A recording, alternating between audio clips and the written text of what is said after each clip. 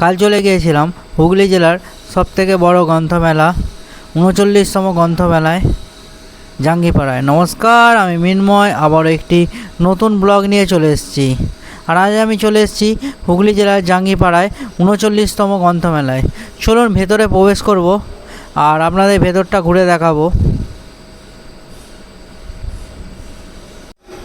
ভেতরে প্রবেশ করে আমার একটাই অনুমতি হলো, যেটা হচ্ছে এত পরিমাণে মানুষ এখনও বই ভালোবাসে। এই ফোনের যুগেও যে এত পরিমাণ লোক এই গ্রন্থমেলায় এসছে দেখে আমার খুবই ভালো লেগেছে। আর গ্রন্থমেলায় প্রতিটি বইয়ের স্টল আছে, প্রতিটি প্রকাশনীর বই এখানে পেয়ে যাবেন। নানান ধরনের বই পাবেন এখানে, গল্পের বই থেকে শুরু করে বাচ্চাদের ড্রয়িং বুক থেকে শুরু করে নানান ধরনের বই এই মেলায় আপনারা পেয়ে যাবেন।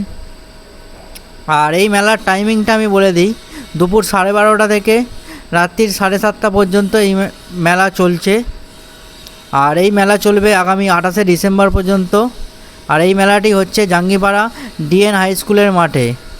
আপনারা যে এই মেলা আসতে চান শীঘ্রই চলে আসুন।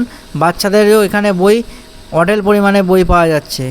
কে কে এই গ্রন্থমেলায় এখনও পর্যন্ত এসেছেন আমাকে জানাতে ভুলবেন না। আমার তো এই মেলায় এসে খুবই ভালো লেগেছে। আপনাদের কেমন লেগেছে এই মেলা ঘুরে আমাকে জানাতে ভুলবেন না।